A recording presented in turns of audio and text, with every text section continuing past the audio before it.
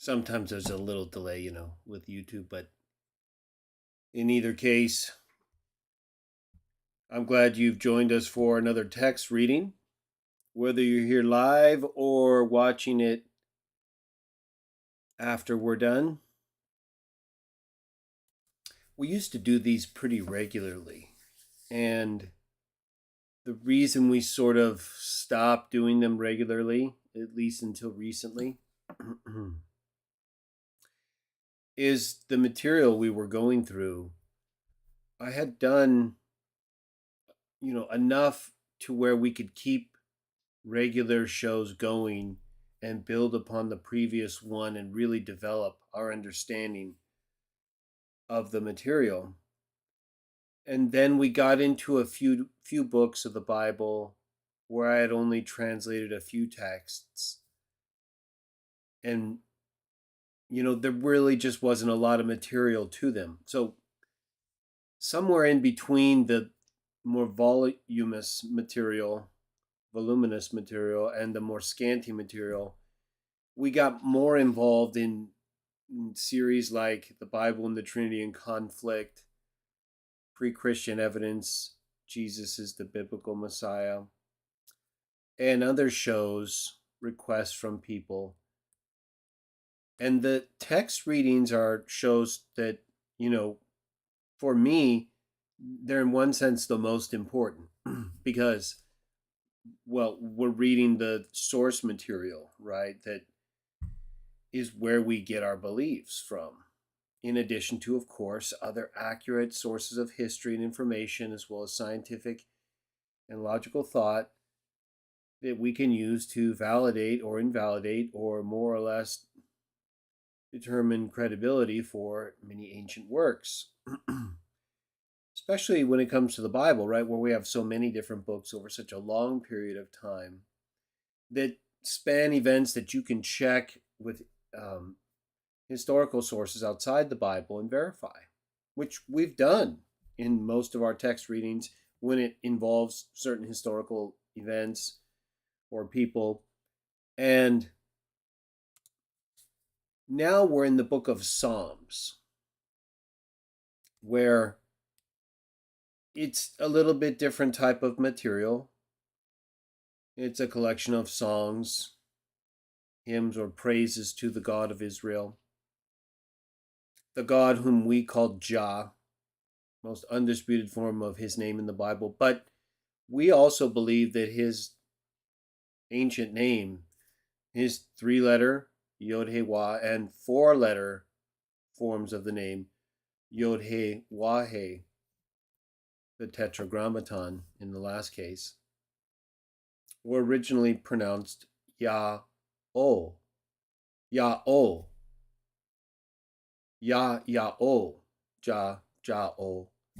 Now, in many of my writings and many of my videos and discussions, I also use the pronunciation Jaho-Ah or Yahovah because I want to help people get familiar with the more accurate form I just mentioned, Yah-O, because I hyphenate the final aspirant, Ah, in Jahovah, so that people who willingly accept Yah-O, based on the phonetic evidence and representation we have both in and outside the Bible over a long period of time, done a whole video on it, several videos related to the divine name, but if you look at the pronunciation of the most controversial form of the divine name, the Tetragrammaton video, I think you'll find a lot of information that will support what I'm talking about, as well as in my writings, both my JW Defended books and in my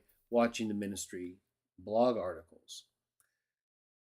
So, it's at this time I'm just about to publish my translation of Proverbs, Greek and Hebrew, and I'm deciding which form of the name I want to use. Which, of course, I will probably use in all of the other texts where the 3 or 4-letter form, right, whether it's a part of someone's name or a standalone form like the Tetragrammaton, although that should be consistent with the theophoric elements that we find related to the divine name and other proper names. And I believe it is, because I believe the final hey in the four-letter form, as I've stated before, and in those sources I referenced a moment ago, is a vowel marker for the final O sound, which is why you find the representation Yah-O, even where, like Jerome says explicitly, right, we're spelling it out, all four letters of the Tetragrammaton. He says it's pronounced Yah-O. And I believe that's correct. But, that's not easy for people to just change from Jehovah, right? Or even Yahweh, right? Which is, of course, not the way you pronounce God's name according to the best available evidence. But even if you wanted to start there, right, and try to move from that to Yah-O, that's going to take a little while, right? It's not going to be something that happens so quickly. So, and I realized that, even for myself, it's not an easy switch, although I try to say it more and more. That's why I hyphenated the final aspirant, which is consistent with how we do find pronouns often with final aspirant sound. And so now I don't think that's conclusive evidence for a final sound for the final hey in the Tetragrammaton, but nonetheless, it's some evidence, as well as certain rhythmic sections of the Bible, which are also consistent with Yahovah, or even, I believe, Yah-O, but certainly also Yahovah, so final aspirant. So there's some evidence there, and people are very familiar with that. So I wanted to create a form with utility where you could have both in one form. If you were trying to pronounce either the way we are talking about the 3 and 4 letter form, or the 4 letter form as you're more familiar with it. But with the more accurate, initial form, Yah-O or Jaho, right? Jaho, Jehovah. There's really, outside of the Masoretic text and the pointing that you see there, there's really no phonetic evidence in any credible sources of the ancient time before, during, and after the New Testament that would support a J sound versus a Ja or Ya. Yeah, yeah. It's not such a significant difference, though, right? It's not something we should divide over. I'm just telling you my opinion, what I think the phonetic evidence suggests or points to, most likely. But we don't want to make it such a problem, right? Even for Yahweh people, right? It's more them telling us it's Yahweh. We're like, no, no, that's not correct. But if whatever, if you want to go with that, just because it's tradition again, right? They really don't have the best available evidence that would show how people represented the way the divine name was pronounced that long ago. We do. And we have the ultimate form, Yah, Jah, right? Nobody disputes that form for the short form, the 2-letter form of the divine name, which is a standalone form in the Bible and outside of it for God's name. So that's why, if at all possible, go with Jah. But I can't use Jah where the 4-letter form of the divine name is in the biblical text, right? The Tetragrammaton. So probably, I'm leaning at this point, I'm probably going to go with Yah-O, right? Maybe, I'm not sure how I'm going to represent it yet. I want to try to stick with the language, right? An anglicized form like Jah-O. But maybe I'll make an exception in this one case for the divine name, because there's not such a difference between Jah-O and Yah-O. And maybe I'll do something like Yah hyphen O, right? O-H. Yah-O. Y-H dash O-H. I think that might be the best way to represent it. But I'm still thinking of it. I'm getting close, though, right? We're like 2 months or less away from publishing Proverbs, but the divine name is what I'm on right now, how I want to represent that form. I don't know if I want to go with Jehovah or Yahovah with the final ah.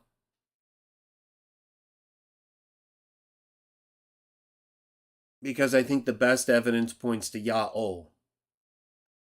And while I think there is some evidence that supports the final aspirant as ah, I think it's more just the familiarity and me wanting to try to accommodate people that's making me think keep that type of utility form.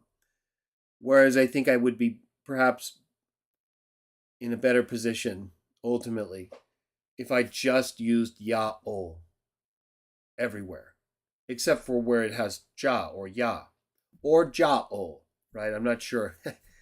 I have no problem with an anglicized form, but in the Bible, we're not told, hey, you have to pronounce it this specific way. Not when it comes to names and stuff, the divine name. You should always pronounce people's names according to the best evidence, right? But it's not like it says you can only pronounce it according to, the ancient Hebrew way. So Y or J, right? Jah's the one who went down and confused the languages and spread people out throughout the world speaking them that then developed into the languages we speak today. And so they are Jah-based. They are divinely based linguistic institutions that we have adopted, that we have used, that we are using and developing. And I don't think there's nothing that tells me explicitly anywhere that if you don't use this one pronunciation of the divine name, you're done, right? Right? No one got struck down by mispronouncing the divine name. Right? We don't want to mispronounce it on purpose, right? Or just defy the evidence. But that doesn't mean we should go running around and forcing people to say it our way. So that's why if you say Jehovah, even if I say Yaho, I understand. I understand why you use Jehovah. I talk about it in my writings, and I stand by everything in that. I think it represents a form that is in many respects justifiable, especially according to the Masoretic text. And even as I have suggested, if you use a three-letter form Yaho and potentially a later aspirant Yahoah, right? That's not far from Jehovah. So it's not about that, right? It's not about attacking. It's just about what's the best evidence, right? What are we trying to do? Well, if you're like me, as hard as it may be at times, I'm trying to do what's right based on the evidence, while allowing as much latitude as I am allowed, right? There's not something really concrete and clear. I'm not going to make a big issue about it. Now, again, denying evidence is a whole issue on its own that could apply to anything, right? Because if someone walks out when it's broad daylight and says it's midnight, well, we're not going to be able to communicate to that person, right? Communication is effectively over because we're not talking about the same thing. So there are points at which you can exchange evidence with people's beliefs and it won't make any difference. And so there comes a point where each of us has to decide that, hey, okay, at least this person's using something, right? That's how I try to look at it. At least they're using some form of the name, right? I mean, they don't want to hear right now, okay. And many Watchtower people too, you guys know, you're very much connected to Jehovah, and I think it's fine.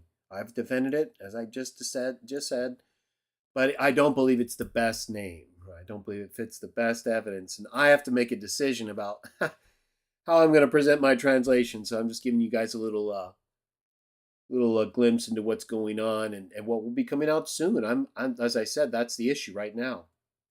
I think I'll resolve it soon.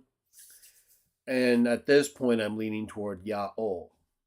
So, and then again, I have to still deal with the form. Exactly. Yaho, Jaho. Let's just get into our text reading, right? And tomorrow we have another show. This is the first of two shows this weekend. Tomorrow I'll be doing another early Christian views of Jesus video. So you'll want to stay tuned for that. I'll probably do it a little later, like around 6 to 8, somewhere in there, I'm thinking. So in any case, let's see who we have. Miroslav, good to see you. Betsy, very happy you're here.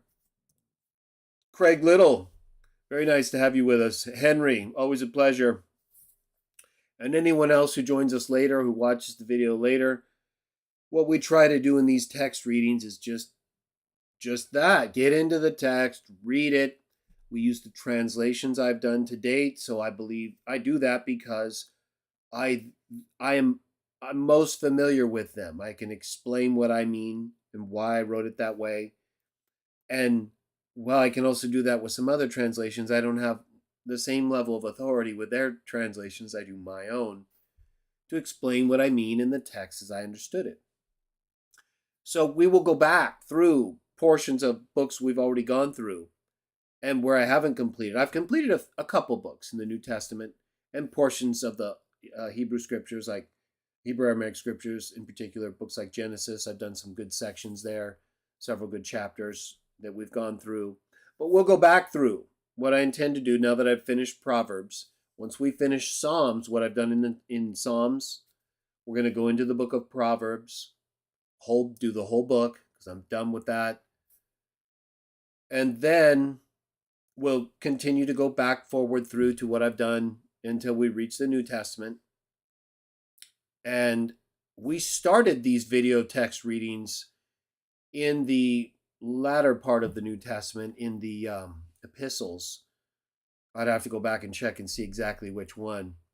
But I believe in Paul's epistles is where we started. And that's because we continued the videos from what we were doing on Twitter, tweeting day texts as I was translating. And I thought, well, let's just talk about it. Let's just talk about it together now that we have this channel. So that's sort of a brief summary of the evolution of these text readings. They used to be day texts, started on Twitter, moved to these videos on YouTube. And now we get into it, right? We can talk about the history of the text. We can talk about some of the historical features in the text readings that we discuss. We talked about things in Genesis that if you haven't watched them are a must, because we got into everything, all the issues, or at least I think we did. And if you don't, in terms of what we read, you let me know. And we'll be happy to talk about it. But we'll go back through and we'll finish up the sections as I complete things. And we'll get it done. And maybe I'll redo some of the videos as I go back through some of the other material that we've done if we think it would be better.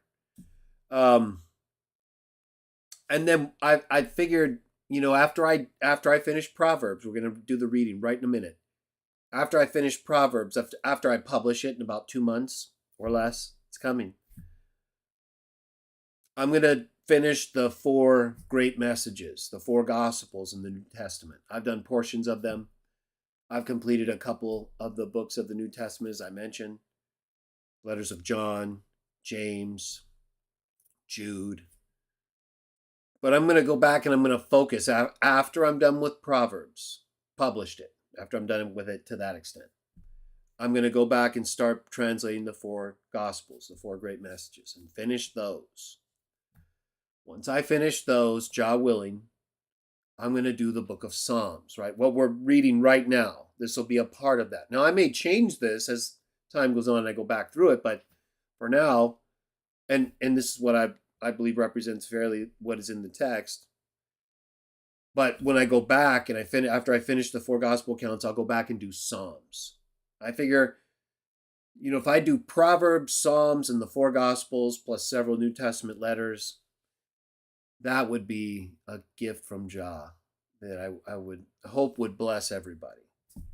And then I'll do Genesis, right? I've already done a good amount, but I want to finish Genesis. I want to finish Exodus too. But I want to I want to try to plan like one book at a time. Or in the case of the Gospels, right, all 4. That's like one subject, basically, Jesus.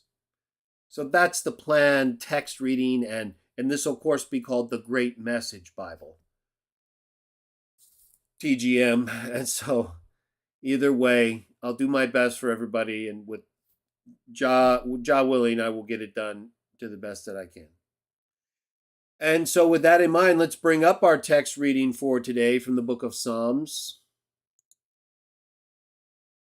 Let's get it so we have, okay, I have you guys over there on the side. Just move you over a little bit more. There we go. Book of Psalms, chapter 10, verses 2 through 3. As well as chapter 11, verses 4 through 7. And chapter 15, verses 1 through 5. Now, I'm doing the Greek and the Hebrew or Aramaic parts of the Bible that I translate. So it's taking longer for that reason as well. But my goal is to be able to show you what I believe, according to my studies and understanding of these texts and these languages over more than 3 decades of intense evaluation and commitment to understanding. But I'm not perfect, right? I'm just doing the best that I can, having taken seriously these subjects and these languages for a long time. So I'm not beyond criticism, nor am I beyond correction. But so if someone shows me where I've made a mistake or anything, that's what I would want to happen. That's okay. That's good. We need to learn from our mistakes in order to become better. Having said that, right, any baseless criticism or people that just disagree with me, right? We already know that people are going to disagree when it comes to texts that involve theology and things. But then again, we come back to the question: who has the best information? Who has the best evidence? Well, that's always going to be the case. And so as long as you can answer those questions and feel good about your position, I think you're in a good place. But we're going to go based on what I've translated so far, Greek and Hebrew, and I put them right next to each other so you can see any differences that may exist. And I'm going to explain a couple things, features about my translation. In fact, let's go ahead and start because the first 2 texts will allow me to explain one thing about what you'll see or not see in my translation. Chapter 10, Hebrew translation of verse 2. With arrogant joy, a wicked person will chase down a poor person or a weak person. That's terrible, right? I mean, you can imagine. I've seen that. I've seen that kind of oppression, that crime, basically abuse, wicked people taking advantage of other people for their own selfish gain. And then it says, yet wicked people will be trapped by their own intentions, right? Whatever it is they're setting out to do, that they're willingly desiring to do, right? The desire brings forth what? Sin. Sin brings forth what? Death. Their own intentions, their own desires, what they are willingly pursuing. In this case, a poor person. They're going to get trapped. And can you think of any person who everybody looks to and says, that person right there, they were really wicked, they really abused people, and everybody loves them, and they're like, I want to be like that person? I can't. Usually it's someone who's like that, but who lies and pretends they're not, right? And then everyone's like, oh, okay, we like you now. It's like they want to like the opposite, even though nobody's really like that.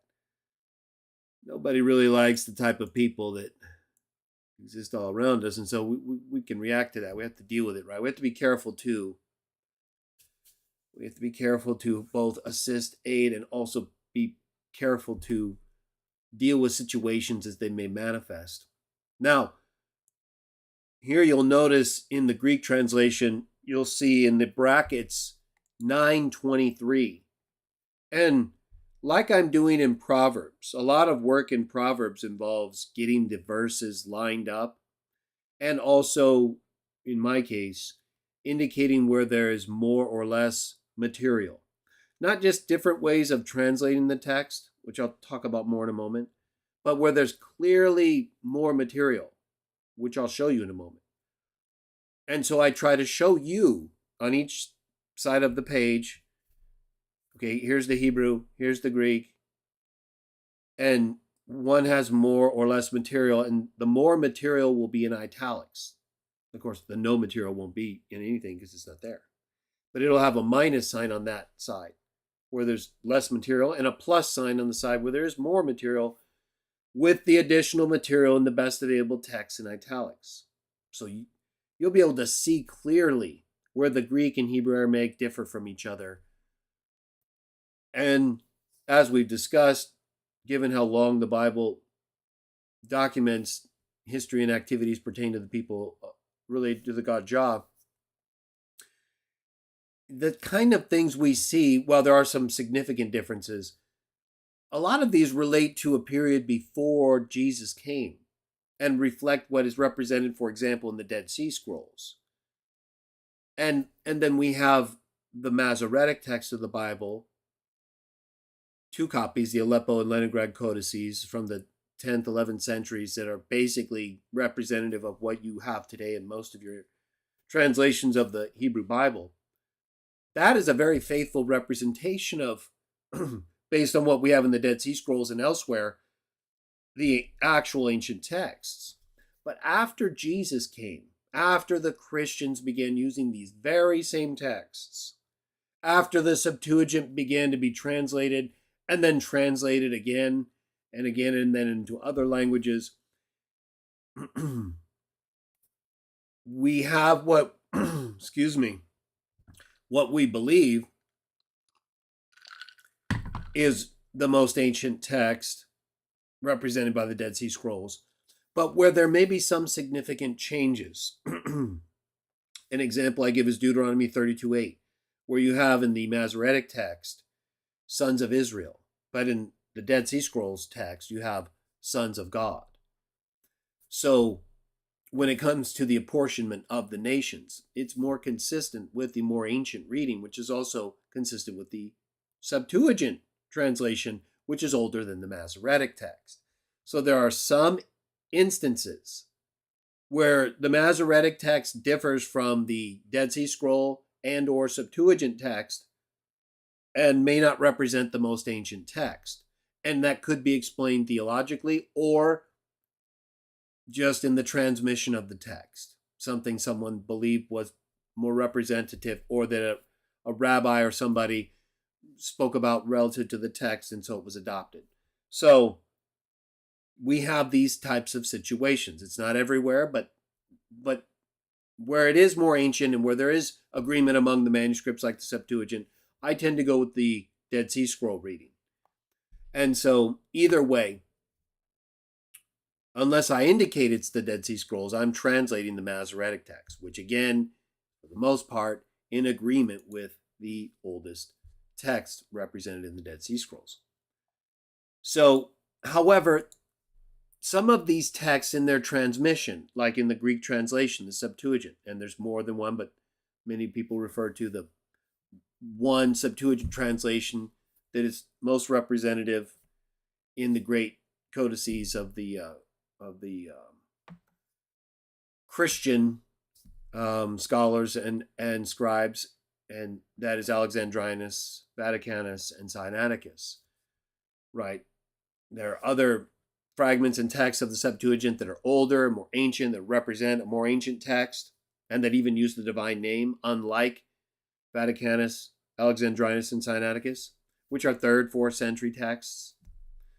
So, in the case of Vaticanus or Alexandrinus, I think maybe 5th century, but it's still a good text of many books of the Bible, including the New Testament. So we have ancient texts, and we have to look at them collectively and say, okay, what was likely the best reading? So I try to be sensitive to that. But then outside of that, we have cases where different translations have the same reading in a different part of the translation. And in my Proverbs translation, I've kind of fixed all that to the extent that I could so that you see exactly the same text where they should be, but know where they are in the ancient text that I'm translating. Same thing here. I put it where it should be, but I let you know that if you were to look up Psalms 10:2 in, for example, Rolf's Septuaginta, standard Septuagint source, you would have to go to Psalms 9:23. And that's why I put that there. So I'm going to arrange, when I translate all of the Psalms, that I'm going to make it so you know you don't have to go and find out where it is in these ancient texts. It'll be presented where it should be, but with a reference that tells you where it actually is in those ancient texts, or modern representations, in the case of Rolf's, of those ancient texts. Modern editions. All right, in the Greek translation, it says, the one who is poor or weak is made to feel great pressure, while the wicked continues to act arrogantly, becoming full of themselves during debates, which they argue about. Right? Argue about the debates, right? Oh, he won, she won, he won, he won. See, no one won. and it was either correct or not, right? The information. And I guess the correct side may have won, but either way, you can debate about that forever because most people just debate what they want. In any case, let me use this text to illustrate something further, right? So I already explained how I give you where this is. So if you want to check my translation, you would go to Rolf's, for example, Psalms 9:23. But now, when you read this, it kind of seems like the Greek has more text, right? And so like in the next text, you're going to see an example where I do put the plus and minus and the italics, where there's more text. Why not here? Well, as I'm going to explain in my preface to any translation I publish, sometimes it's not a question of there being more or less text. It sometimes each language can say things a little differently using more or less words. And again, sometimes the different words. So there's sometimes more or less words, but they're different. Where I felt that one translation was basically representing the way it understood the other, right? For example, the Greek text translating the Hebrew text, Hebrew Aramaic text, where I felt that the Greek text, even if it didn't mirror it, even if it didn't read exactly right, it's either not the same idiom or it's just not the same words. But it basically represents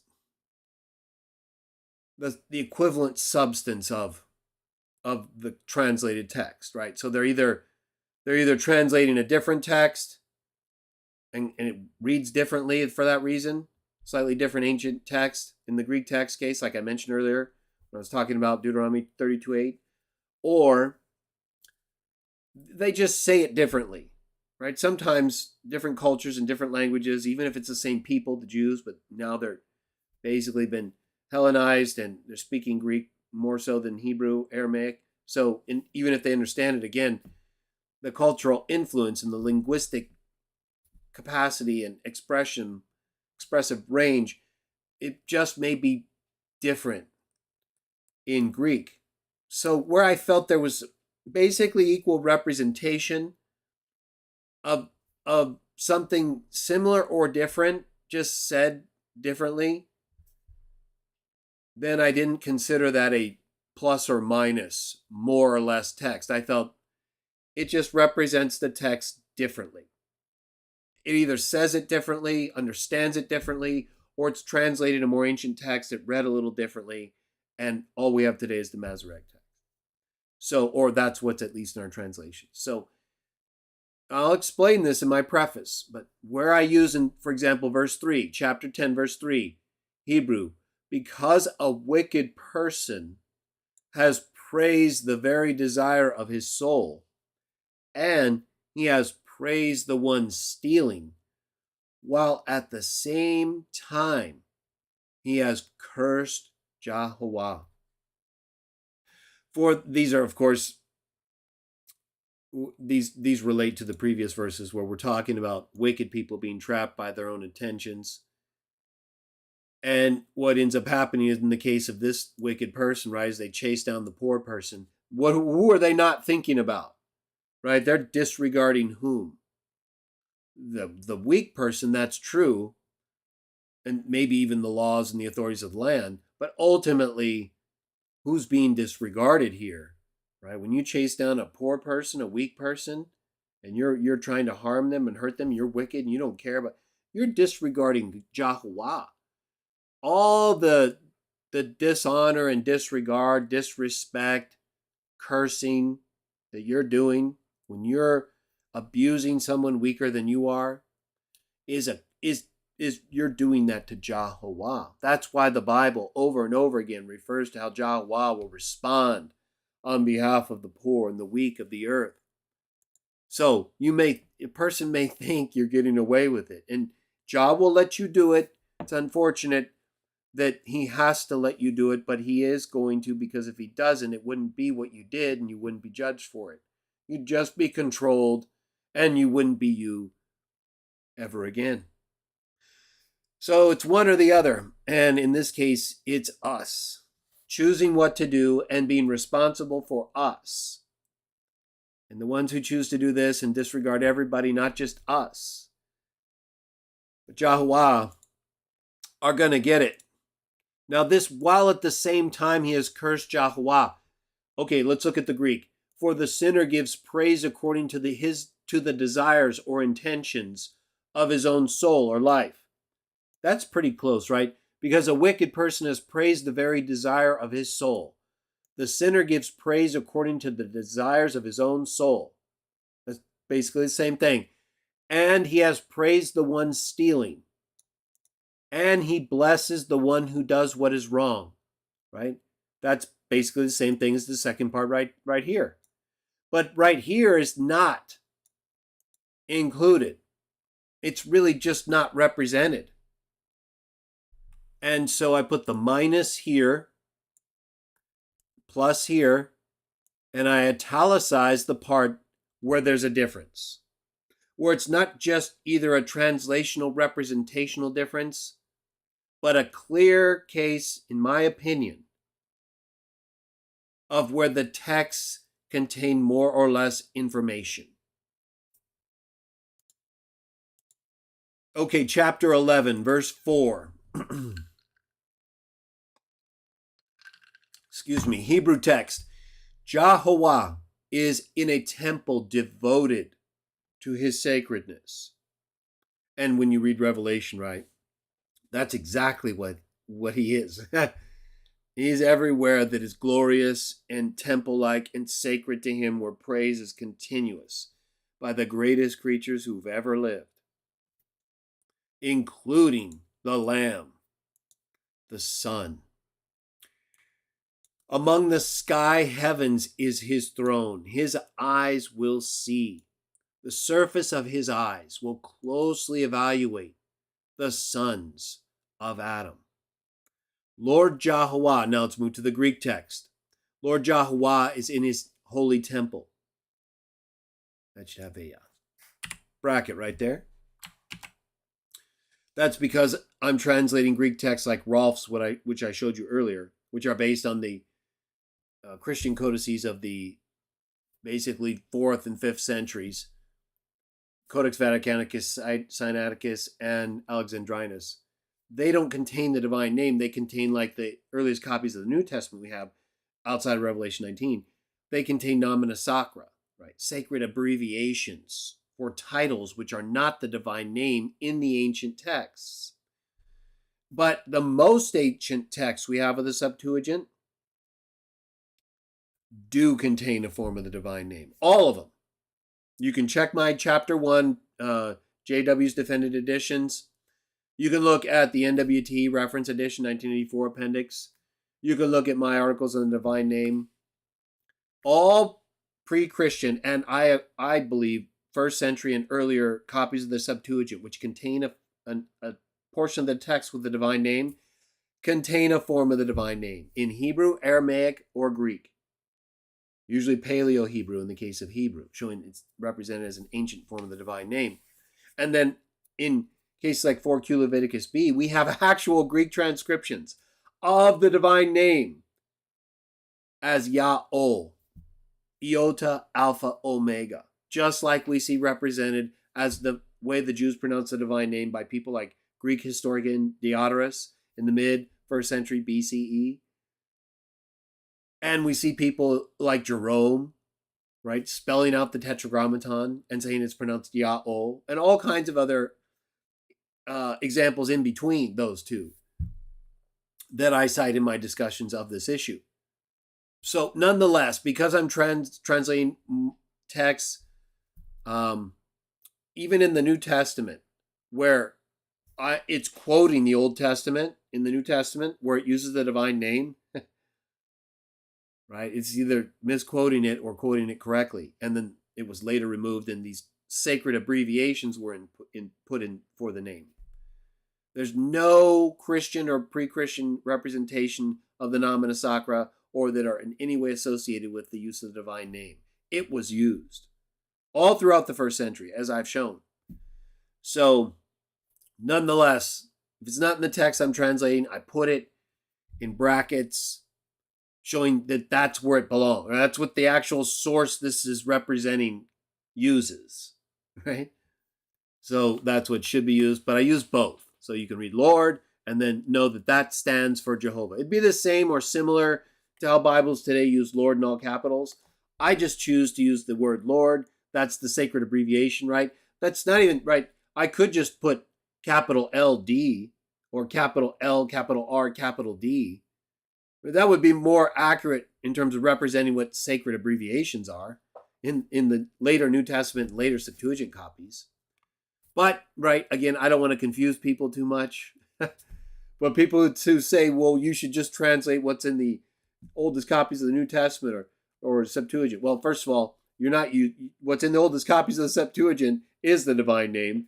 What's in all copies of the Septuagint and the Hebrew and Aramaic scriptures that were used by Christians throughout the first century contain the divine name. It's only after that that we get texts that don't contain the divine name and representation by Christians who claim that God didn't have a name, whether it's Augustine, Justin Martyr, or others. They fell victim to that belief. So it's clearly not true, though. That's not a biblical belief. Nor could they establish that it is. They just misrepresented the texts. In either case, so that's how you should understand my use of that in the Greek translation of the Old Testament.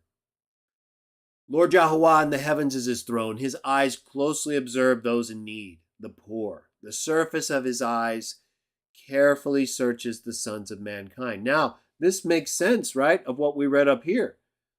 So the wicked people that trap the poor or that persecute the poor and the weak, they're going to get trapped, right? Or according to the Greek, the wicked people that act arrogantly and become full of themselves during debates which they argue about. Who does that remind you of? Anyone you know? I mean, this text right here in the Greek, even though a little bit different from the Hebrew, representationally basically equal, just a different way or representing something different, but without not taking away from the same text or adding to it, as I explained a moment ago.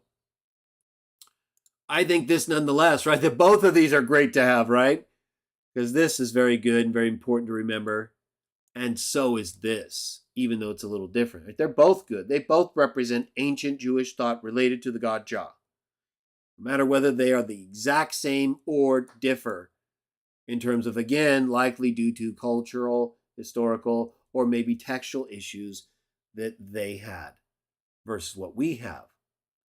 But that nonetheless provide us with something useful, right? And so we see the wicked one curses Jehovah, blesses the one who does what is wrong, whereas Jehovah is what? In his temple, in the sky heavens on his throne. And he's watching, closely evaluating the sons of Adam.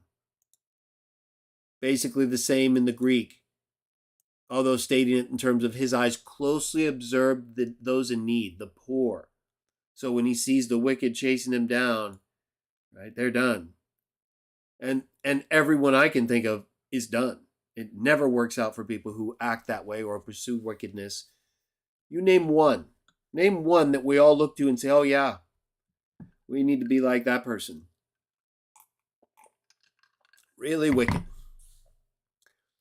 I don't think so. I'm not aware of any. And I don't think that's how we're made at all. So, in any case, Jehovah's watching those who are in need. We should be too. We should be more concerned with people close to us or that we don't even know, that we can genuinely help, right? We can't solve all issues. We can't help everybody or we will become in need in ways that then will become a burden to people. And we have to be careful we're not being taken advantage of. I've often told the story where at one time I was out at dinner with someone, and when we were on our way in, someone asked us for money because he had ran out of gas. And I thought, okay, I understand that. I was pretty young. I was around maybe 21, 22 back then. 22, 23, early 20s.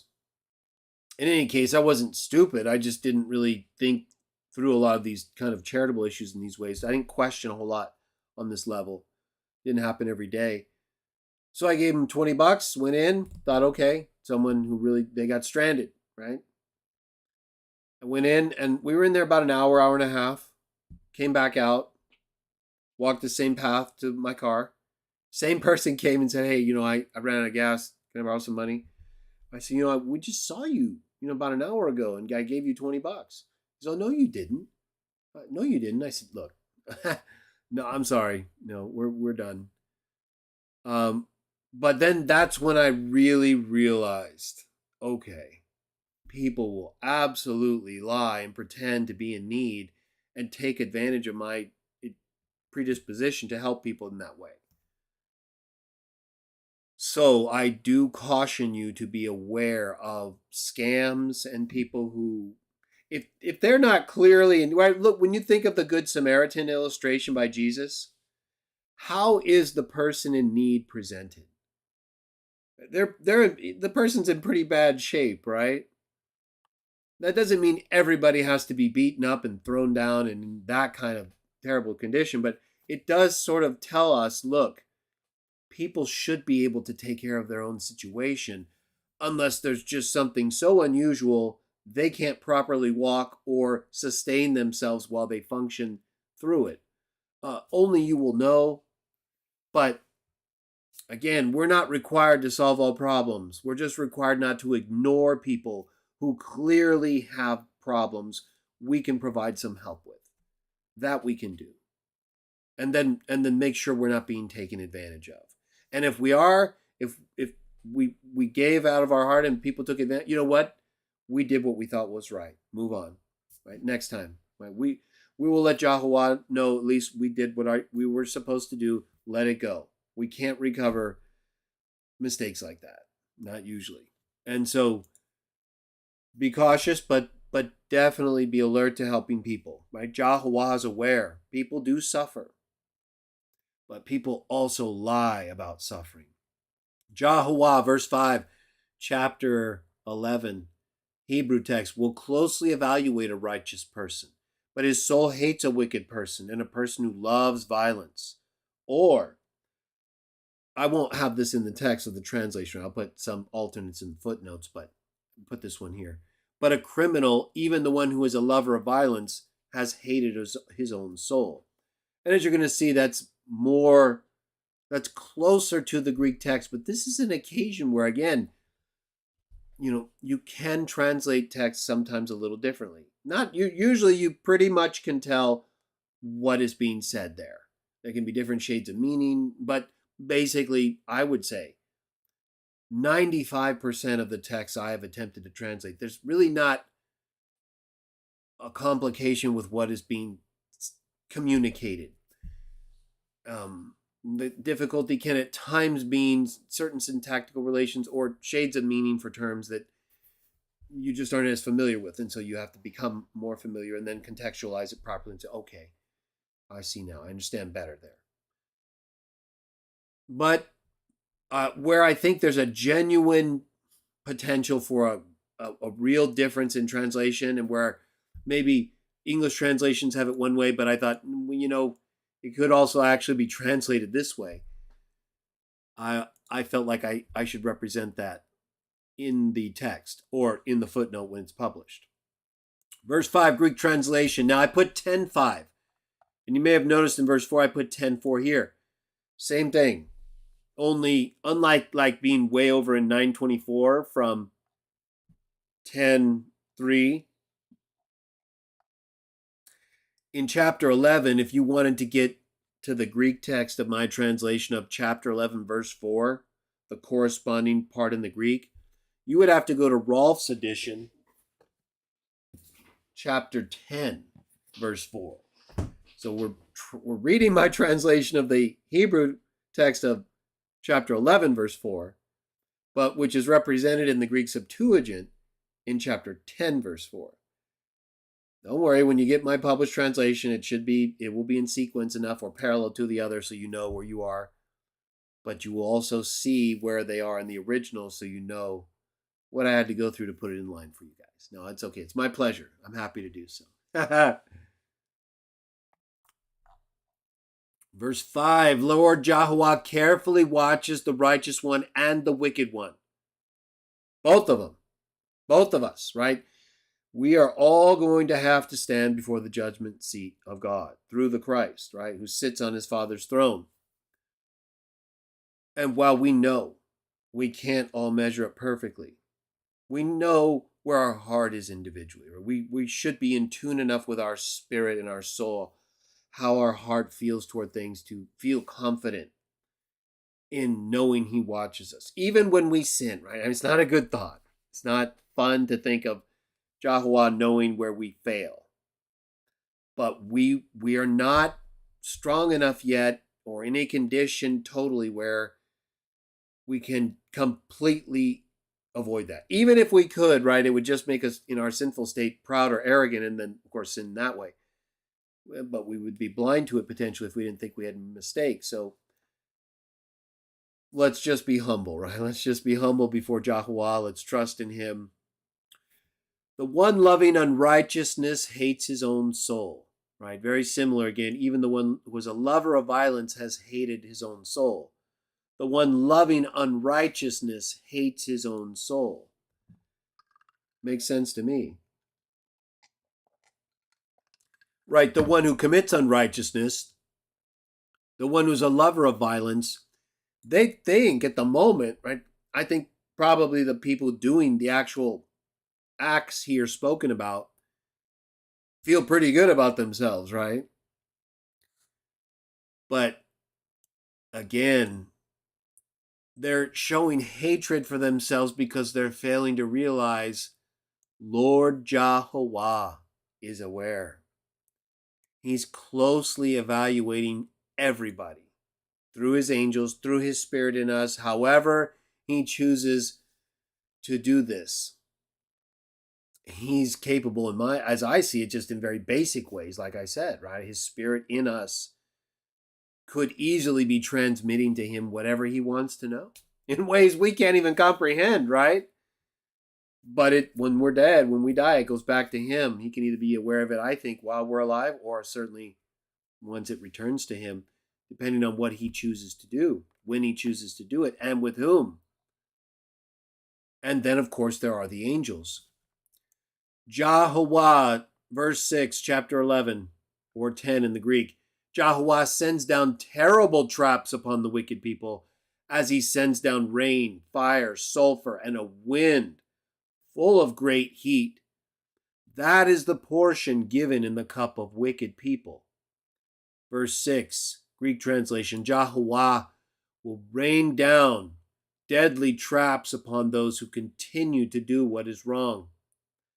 Fire, burning stone, and wind from a terrible storm is the part belonging to their cup.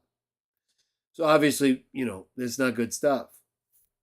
But this is why we try to avoid the wrath of Jaho, right?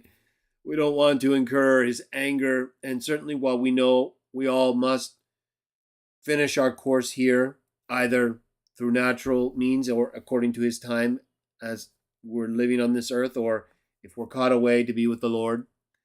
Either way, we can do our best to try to avoid this judgment, right? We will let Jaho decide what happens to us. We weren't here before. Don't worry about it. If we happen to pass away, we'll be back basically sleeping with him, his spirit returning to him, and so probably in a similar state where we're not aware of anything, although alive to him in ways where, like in Revelation 6, we can certainly in our spirit communicate to him, but then be told to rest at the same time, right? So we have confidence that will take place for us. And then in the new heavens and new earth, we will get a new life. We will get a new body. We will get a new opportunity to live the way we were made. So never let these things concern you. Even if they take place, we know, even according to Jesus, you'll hear of wars and reports of wars. These things may happen all around you or consume you. It doesn't mean you are being judged directly by Jaho. What it does mean is that Jaho is going to bring things upon this earth in ways that may end up coinciding with our existence where our time is done. So continuing to trust in him, I'm sure it will be much better than not. Right? Because verse 7, because Jaho is righteous, he has loved righteousness. Those who are proved by him will see his face. Or his face will look upon, plurals of majesty, which I'll talk about in a minute, what is right. Verse 7, because Lord Jaho is righteous, and he loves acts of righteousness. His face looks upon righteousness. I was thinking of the account of Samson, where, he did things wrong. But then he sacrificed himself and brought down the temple of Dagon. So things may happen, right? There may be things that come down all around us to punish wicked people.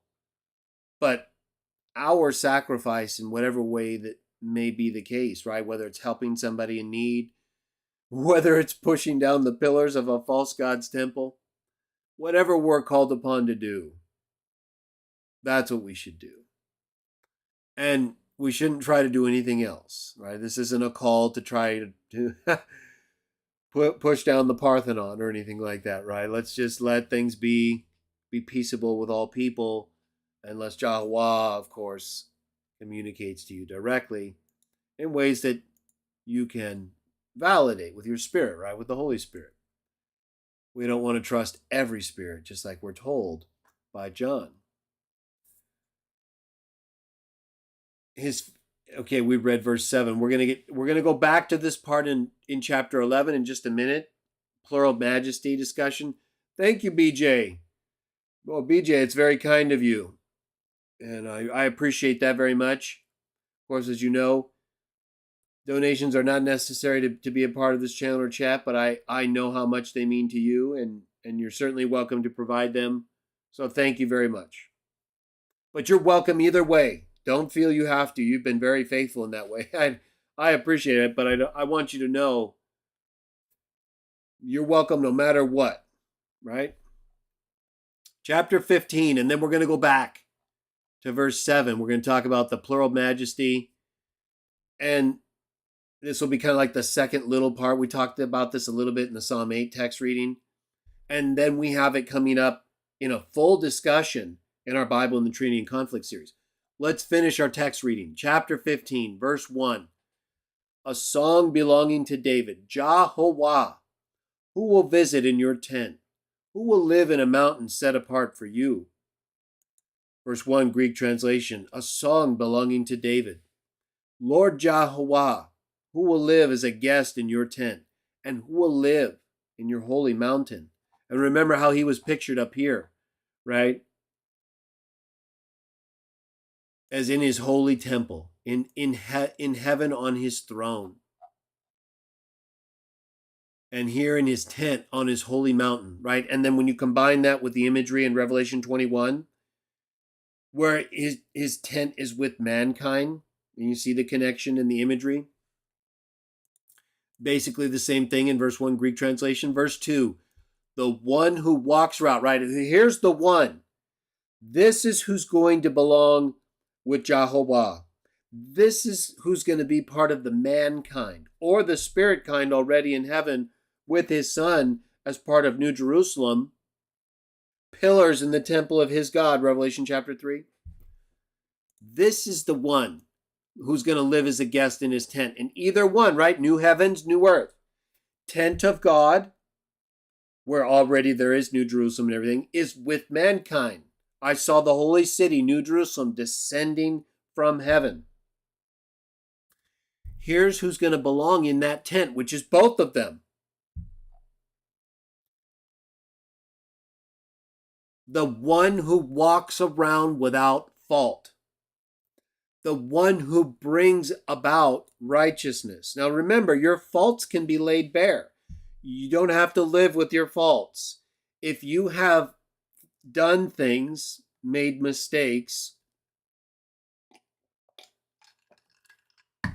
and you have confessed them to God through Jesus Christ, Or if you have wronged somebody, but you've gone to that person according to Jesus in Matthew 18, and you've dealt with the issue, whether they accepted you or not. Remember, that's not your part is to go forth and try to resolve it.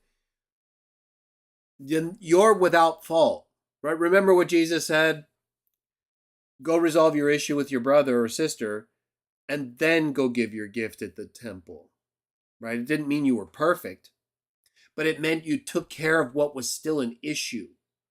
And while we can't resolve all issues, we know we can resolve some of them. We can resolve some of them, and when you do that, you're without fault. And you bring about righteousness, right? Especially when it comes to resolving any issues and just promoting good living, right? Sometimes we think, well, I have to tell this person a verse, or I have to explain all the details of Jesus' pre-Christian evidence, all the great stuff we have. But, it's not like the easiest thing to bring up and just start showing everybody, right? It takes a little time or circumstance. But you are a light of the world, right? That's what Jesus tells us. You are a light of the world. You are the light of the world. You are the salt of the earth.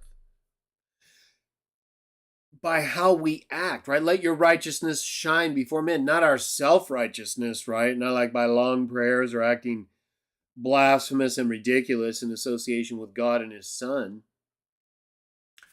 but by teaching the truth, by appearing reasonable, by just helping people, right? If someone is poor, what have we been talking about? Well, we've kind of talked about a few things, and we're going to get to this whole plural thing again in a moment, but first we need to get the sense of the text. Who's Jaho watching? A righteous person, but his soul hates a wicked person. His eyes closely evaluate the sons of Adam.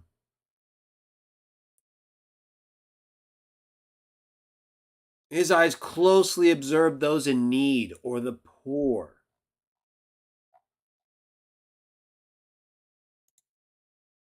So when we help people who are in genuine need, and again, we need to be careful, we're bringing about righteousness, right? We're doing the things that they told us they want to see us do, whether it's resolving our issues or just being helpful and accommodating to people, right? Maybe older people. It doesn't have to always be somebody who's like barely hanging on, right?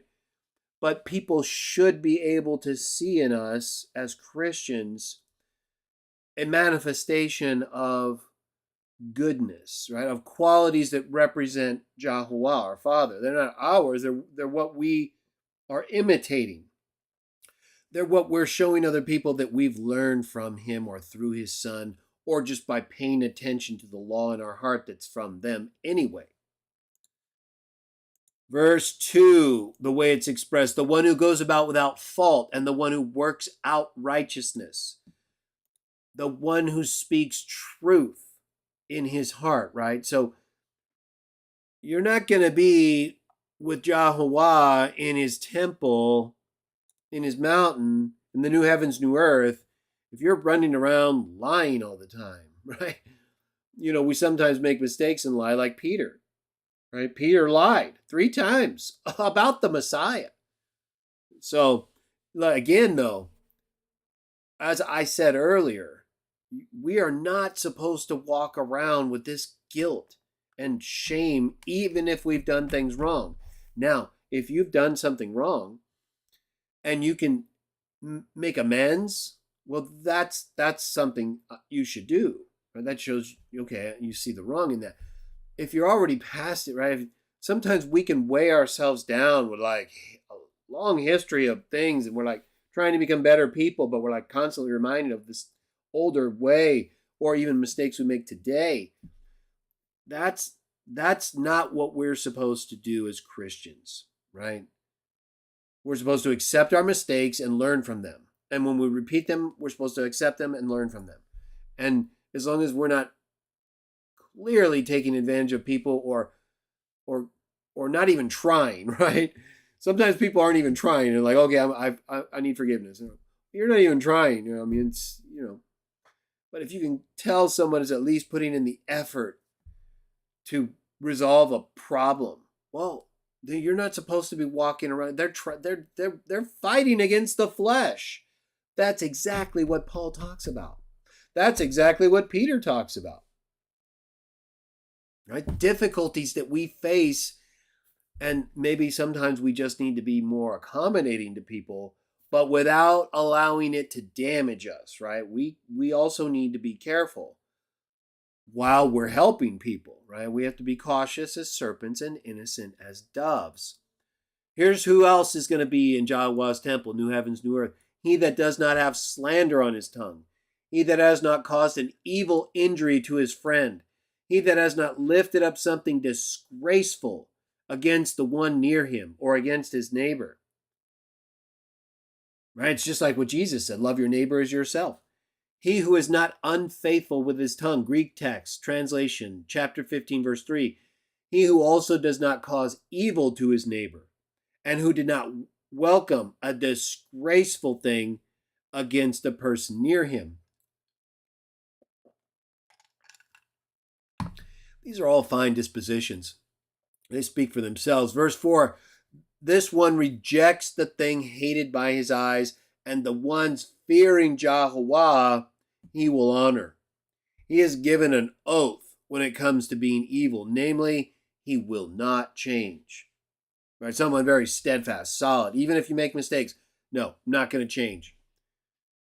Your vision basically allows you to see whether something is what you should be involved in most cases, right? We make mistakes, so we have to be careful, but still that vision, right? We can give an oath to ourselves. I'm not going to do it. No, I'm not going to do it. And then, right, your no means no.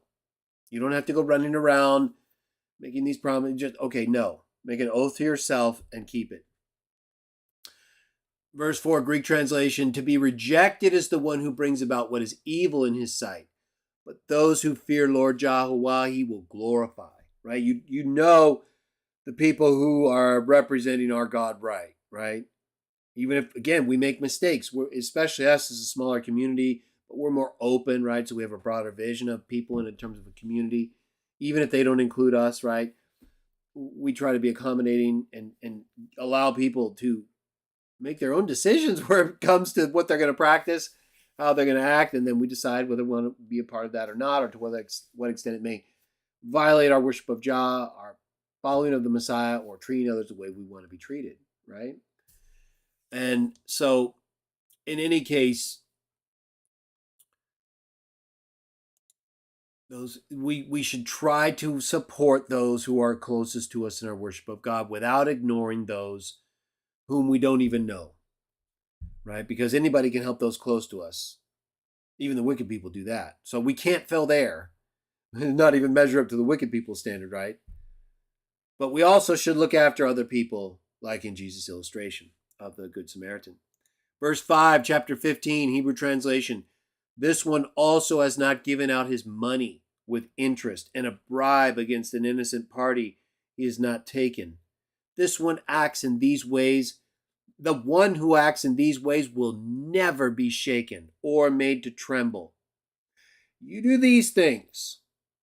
You demonstrate and develop this character where you actually, like the Good Samaritan, give somebody something where they're genuinely in need because you want to help them, not because you want something in return. And you don't take a bribe against an innocent party. Hey, if you do this against this person, we'll promote you. We'll give you this, right? You won't get fired. Right? This stuff happens in real life all the time in very subtle ways that you may just not recognize, or who knows what you've seen. But in corporate world and elsewhere, bribes take on different forms, right? People's interests and attempts to manipulate their fellow workers is quite common. And so, and elsewhere, right, in politics and otherwise in society, we have to be careful. So to the extent we can, right, we should try not to incur Jah's wrath. That these are his principles. These are the things that make him, as he's watching you, think well of you, bless you, right? Recognize that you're like him, and then give you the thing, give you more of what you need to keep doing things like him. Verse 5, Greek translation, last text, and then we'll go back to talk about the plural majesty, quote unquote. He did not give out his money with interest, and bribes against innocent people he has not received. The one doing these things will not be made to tremble on the way into the coming age. So, this is good stuff, right? It's very clear, straightforward information that most of us probably already follow or would do in the circumstances that are described. But it's a good reminder nonetheless, is it not? Especially today where it's difficult to get along with people, even our neighbor, where it's difficult to determine who to help, right?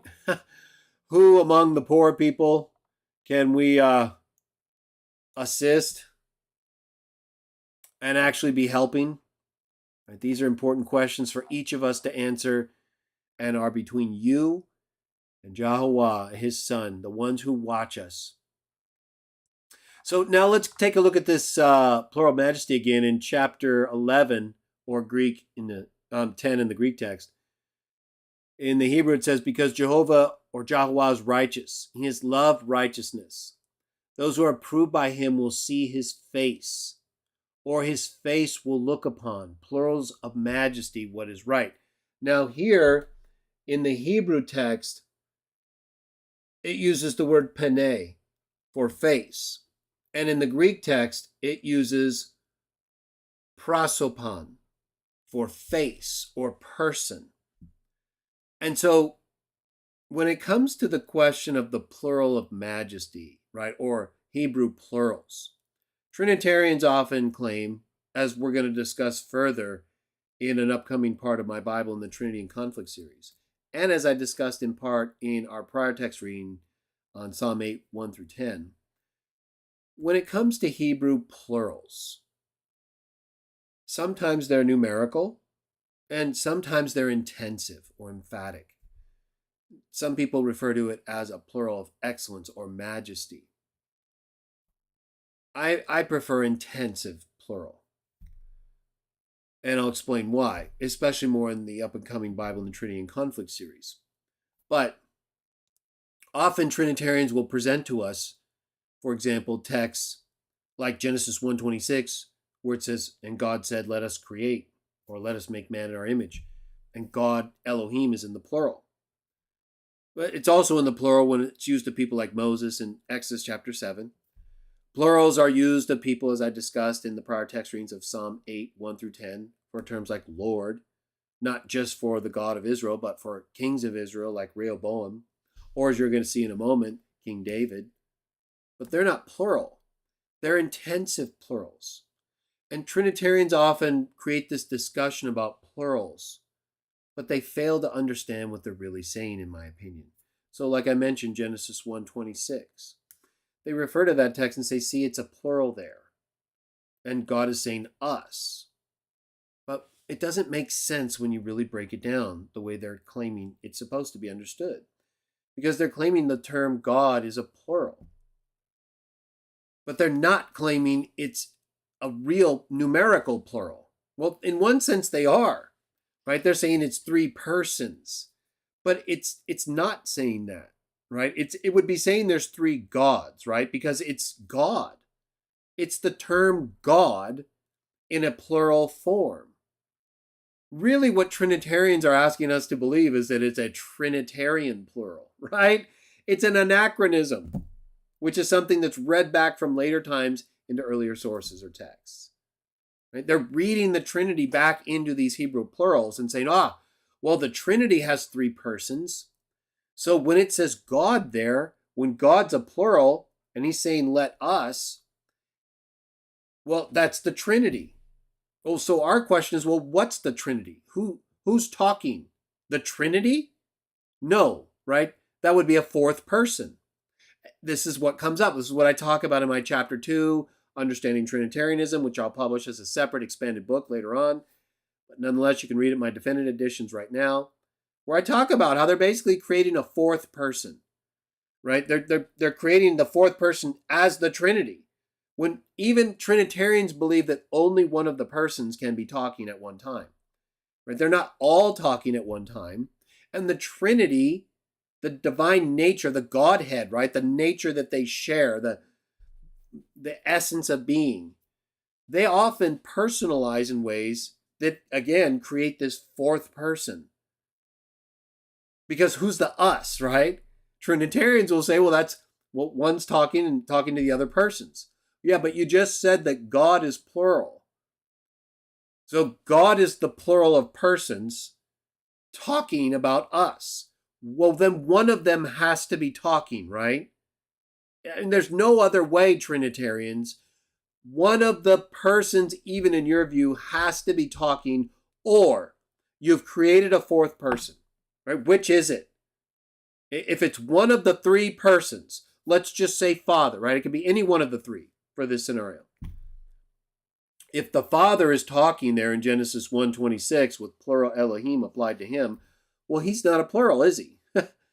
Right? He's talking to others that are not referred to as that plural because he's talking to them and he's the plural. He's the Elohim. Or if you want to say it's the Trinity talking, well, who's the us then? If all three of them are talking at one time, who are they talking to?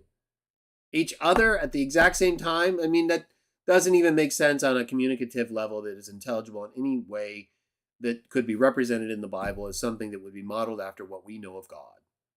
Right? God is talking just like he talks all throughout the Hebrew Bible and in the New Testament. And he's talking to others. In the Bible, others are said to be with God in the beginning. You know, the context of Genesis 1. In Job 38:7, for example, 38:1 through 7, the sons of God are said to have been there while God is creating. Well, Genesis 1:26 is well after that point. It's talking about him creating the heavens and the earth in Job 38:7, 1 through 7. And we know, according to John 1:1, the Word was there, of course. And that's included in Job 38:1 through 7 as one of the sons of God. But he's specifically identified there as a God, one of the sons of God, who are gods according to God, and the Son of God, John 10, Psalm 82, who was with God, who then became a man. The only begotten God who explained God to man because no one has seen God at any time. John 1:18. So, there's nothing inconsistent with understanding the Hebrew plural according to how Hebrew plurals are applied to other singular subjects like Rehoboam or David or even wild beasts, and without making them plural in any way. And if you're going to say God is a plural, then you're either reading back into it Trinitarianism, which isn't articulated anywhere before the first century or even shortly thereafter, when in fact the translators of these texts, which use these plurals for singular subjects, use singular terms. They're never translated as plurals when they're meant to be intensive plurals. Right? So this brings us to this text. So while that would defeat the Trinitarian argument in terms of, well, why isn't it translated a plural in the Greek Septuagint, right? Why did none of the Jews understand this plural of Trinitarianism as a plural? They didn't, right? It was always a singular, and it was understood just like the plural terms are applied to singular subjects, Rehoboam and David, elsewhere, involving terms just like Lord, which is also used in the plural of God in an intensive way, without, and again, changing the fact that he is almost everywhere else, right, except for several instances, he's regularly referred to as singular attributes. Like 95 to 98% of the time. There's just several intensive references to him and to other individuals. And Trinitarians try to seize on that without accepting the implications of the term being an actual plural. They want it to be a plural that came about hundreds of years later, that isn't even a plural of the word we're talking about, God. Right? They want persons in there, which has nothing to do with the term God being used there. But because of their understanding of Trinitarianism and because they use it to interpret the Bible, that's how they understand the plural in many cases, right? Not every Trinitarian, but many of them. So they just don't see that the plural, the consequence of the plural is more than one God for them. They just read God according to the plural of persons, and they see the plural of God consistent with that, which is not what it says, right? Even if it's a real plural. And not consistent with the translation of the text and other representations by Jews long ago, like the Septuagint, or Christians. So, this text, though, uses a term, right? This is the term, Trinitarians. This is the text you should be pointing to in this discussion, because it uses the term that you actually want to be plural, right? This is the term, Trinitarians, pene, or prosopon, that means person or face. And I'm going to talk about this term in Hebrew and Greek in my upcoming Bible and the Trinity and Conflict series video, where we're going to talk about this plural issue in a lot more detail. And we're going to get into a lot more texts, including the ones I've referenced, that are totally inconsistent with the Trinitarian understanding of this issue. But this text, Trinitarians, is the one you should be pointing to, right? Of course, your understanding is still anachronistic. You're still reading it back, and it's totally inconsistent with how plurals are actually used in the Hebrew text. And it's inconsistent with how the plural for face is translated in the Greek text with a singular, right? Just like with God. So it was not understood as a plural.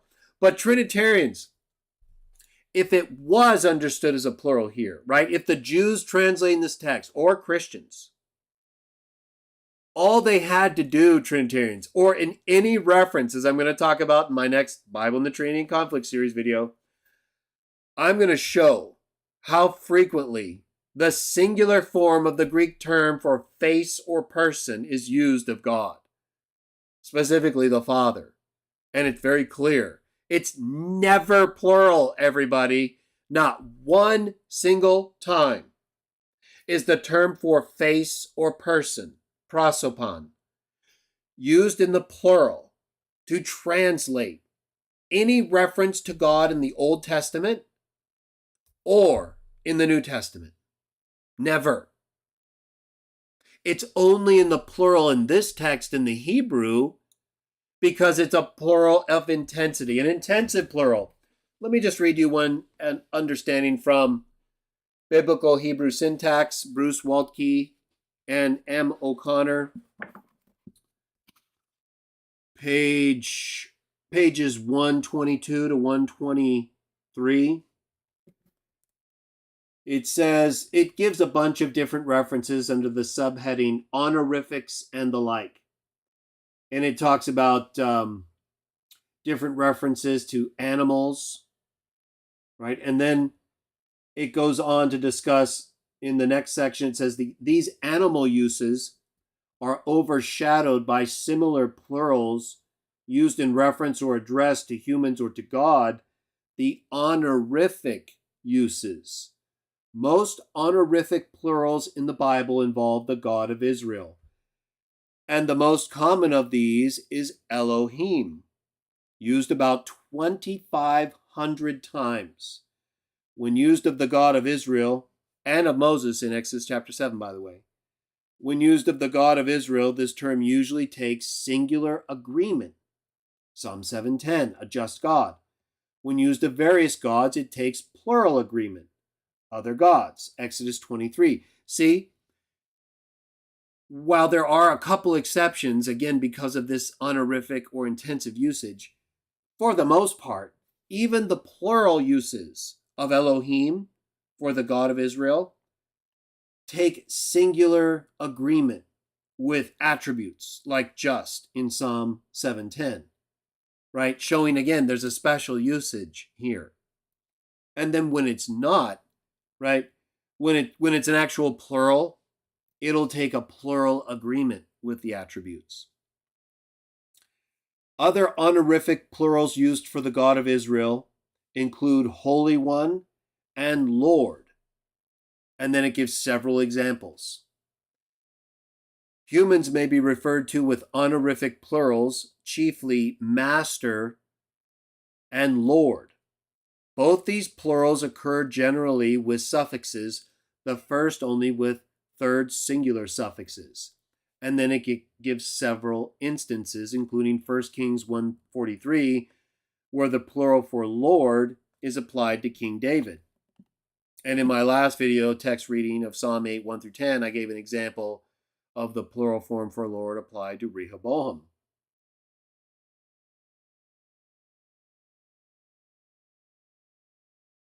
The word Lord may be used in the singular or plural to refer to a divine or human Lord. So, again, you can read the whole discussion on your own. I'm going to be sharing with you several other references to this discussion from grammars and sources in my Bible and the Trinity and Conflict series. But as you can see, the plural form of these singular terms, right? Well, they're plural in form, but they're applied to singular subjects, which is clear either due to the agreement with the attribute or the context or the translation by the same people in their target language, their language that they speak mostly in their culture and area, but they're the same people connected to the ones who wrote the text that they're translating, the Jews. Nothing indicates a Trinitarian understanding, and for texts outside of this one here in Psalm 11 or 10:7, 10 in the Greek, would even be consistent with Trinitarianism, right? Elohim is not consistent with Trinitarianism. That means gods, and that's not Trinitarianism. If they want to say it's a Trinitarian type plural, well, they have to argue for that, right? There's no evidence of that in the Bible or anywhere else that that's the plural understanding to be used. That's inconsistent with the Jewish translation, with the ancient Jewish belief. There's nothing in the context that indicates it's talking about a Trinitarian God in that sense. The same terms or similar terms are used of others that are clearly not trinities or more than one in their singularity of person. So there's a very clear and defined use of this type of plural that's intensive or honorific that I'm going to discuss even further in my next Bible and the Trinity and Conflict series video.